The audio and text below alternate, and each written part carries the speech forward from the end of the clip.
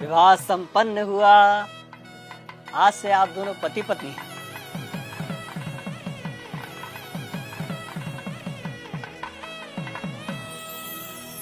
भाई साहब, पंडित जी को भी दक्षिणा देके निपटाओ बस।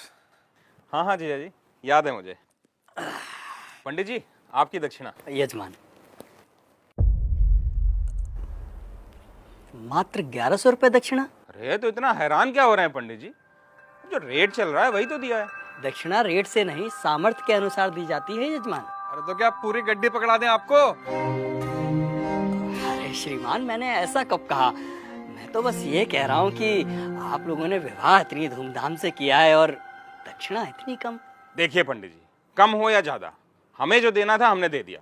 अब बाकी बात आप लड़की वालों से करिए भाई। कैसी बातें कर रहे हो भाई साहब?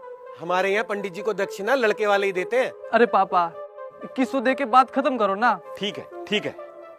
भाई साहब पगला रहे हो क्या? किस बात के 2100? 1100 काफी है, उससे 1 रुपया ज्यादा मत दो।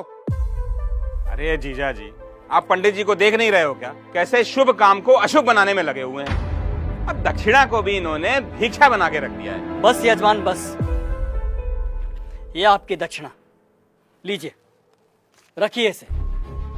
लेकिन एक बात मैं आपको बता दूं, बिना दक्षिणा के कोई भी यज्ञ संपन्न नहीं हो सकता, क्योंकि दक्षिणा यज्ञ की पत्नी होती है और सामर्थ्य होने के बावजूद दक्षिणा ना देने वाले व्यक्ति को गौ हत्या के समान पाप लगता है। अरे यार, इन पंडितों का यही है, जरा सा कुछ कह दो फौरन पाप पुण्य शुरू हो जाता है इनका, और इनकी जेब भरते रहो तो सब ठीक है। सही कह रहे हो जीजा जी। अरे मजे तो इन्हीं के हैं, गद्दे पे बैठ के 2-4 मंत्र पढ़ेंगे, विवाह संपन्न हुआ कह के मांग लो मोटी दक्षिणा। बस,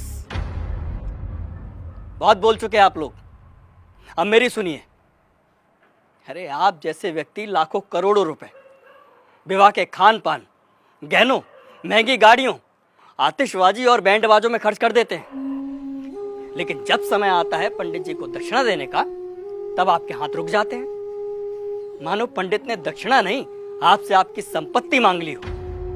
एक बात बताइए, यदि किसी विवाह में पंडित ना हो, फेरे और बाकी कर्मकांड ना कराए जाए, तो इन 56 भोगों, नाच गाने और शराब पी के हुड़दंग मचाने से विवाह संपन्न हो जाएगा? नहीं होगा, क्योंकि विवाह में इन सब का कोई महत्व नहीं होता। लेकिन फिर भी हमारे समाज में वैदिक रस्मों की बजाय इन व्यर्थ के आडंबरों को बढ़ावा दिया जा रहा है। विवाह में फला बैंड आएगा, मेगा फार्म हाउस होगा, विवाह में आने वाले बारातियों को क्या और कितना शगुन देना है, इसकी तैयारी महीनों पहले शुरू हो जाती है।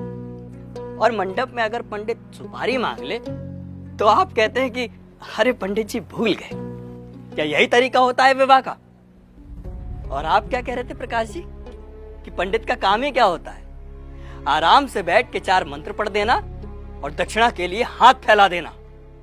तो श्रीमान सुनिए, विवाह गुड्डे गुड़ियों का खेल नहीं होता, 7 जन्मों का अटूट बंधन है, जिसमें पंडित मंत्रोच्चारण करके देवताओं का आह्वान करता है और वर वधू को परिणय सूत्र में बांधता है।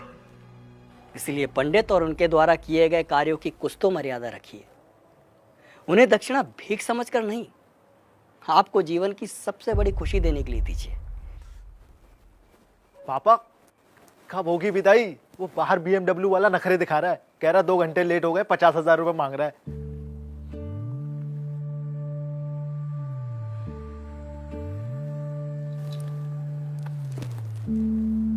ये तुम्हारे विवाह की दक्षिणा।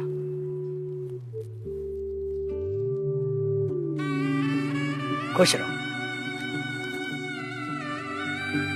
पंडित जी, पंडित जी, पंडित जी